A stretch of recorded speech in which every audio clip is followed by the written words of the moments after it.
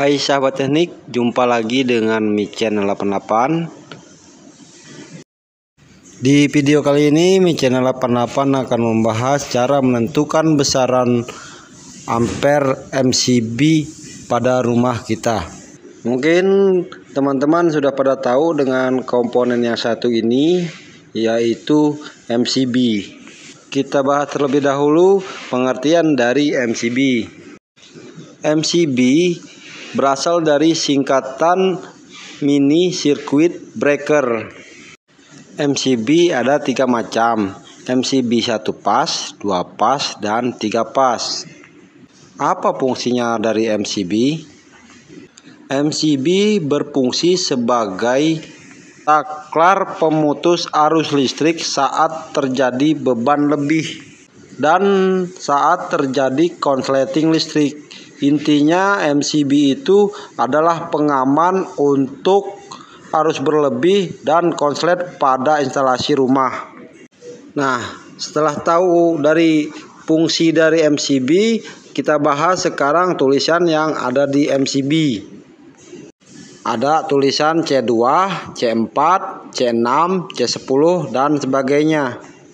Apa maksud dari tulisan C2 itu?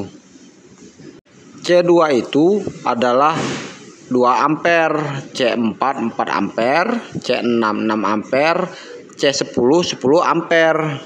Dan C2 maksudnya batas maksimum ampere ya 2 ampere, tidak boleh melebihi dari 2 ampere. Kalau melebihi dari 2 ampere akan terjadi MCB trip atau jeglek.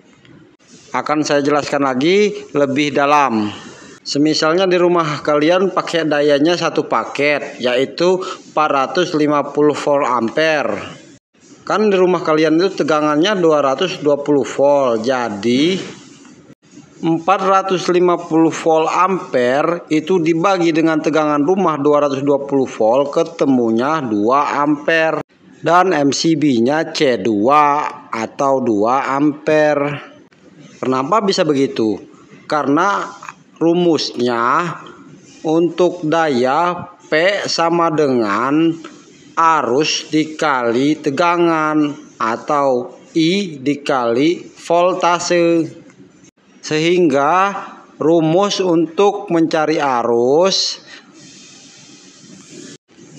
I sama dengan P dibagi V atau daya dibagi dengan voltase. Mari kita hitung kalau daya 900 volt ampere pakai MCB besaran berapa ampere. Daya 900 volt ampere dibagi tegangan 220 kenanya 4,09 ampere atau memakai MCB dengan kode C4.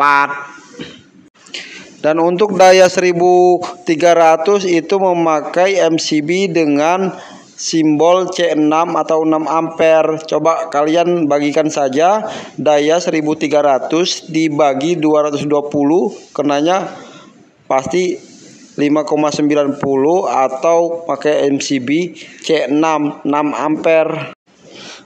Dan daya yang 2200 itu dibagi 220 volt sama dengan 10 ampere atau memakai MCB C10.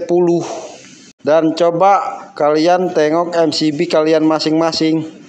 Dan untuk MCB yang model Schneider ini, yang manakah ampernya?